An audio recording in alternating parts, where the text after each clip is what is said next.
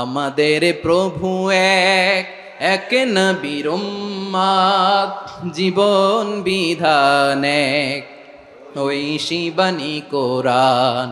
আমাদের প্রভু এক, এক নবীর উম্মত, জীবন বিধান এক, ঐশী বাণী কোরআন।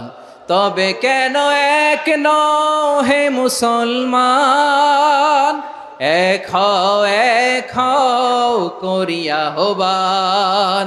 বাইতুল্লাহ এক, আওয়াজ করে বলো আমাদের বাইতুল্লাহ কয়টা?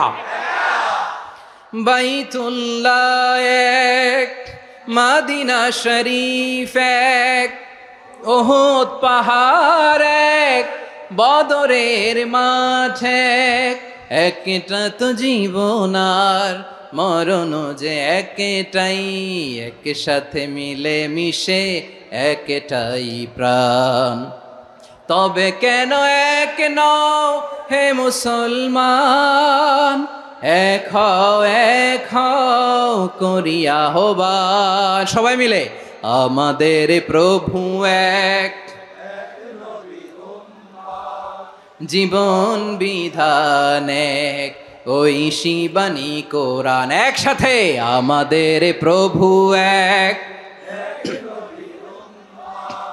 জীবন বিধান এক, ঐশী বাণী কোরআন। তবে কেন এক নও হে মুসলমান, এক হও করিয়া হবান। আওয়াজ করে পড়েন আল্লাহু আকবার। আমার কলিজার টুকরা পেকুয়ার ভাইরা মাশাআল্লাহ এখন অনেক শান্ত হয়েছে। বলেন আমরা কয় উম্মাহ? এই যে শাহাদাত সাব্বাবা আঙ্গুলি উপরের দিকে উঁচু করে আওয়াজ করে বলো আমরা কয় উম্মাহ? আওয়াজ করে বলো আমরা কয় উম্মাহ?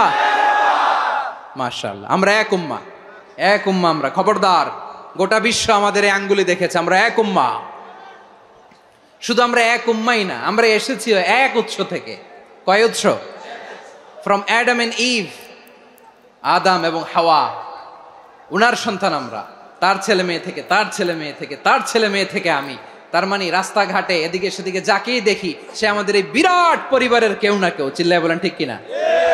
এই যে যারা বসে আছে আমরা কোনো না কোনো ভাবে তো আত্মীয়, কি বলেন? কারণ আদি পিতাকে সবাই বলে না, আদি পিতাকে, আদি মাতাকে হাওয়া আলাইহিস সালাম। তার মানে আমরা উম্মাহ এক, আমাদের উৎস মানে এক অরিজিন থেকে আমরা এসেছি। সূরাতুল হুজরাতে আল্লাহ চমৎকার ভাবে বলেছেন।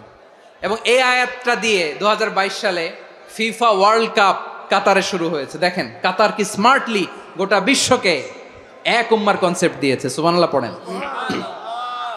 সূরাতুল হুজরাত আল্লাহ বলেন, ইয়া আইয়ুহান নাসু ইন্না খলাকনাকুম মিন যাকারিন ওয়া উনসা وجعلناكم شعوبا وقبائل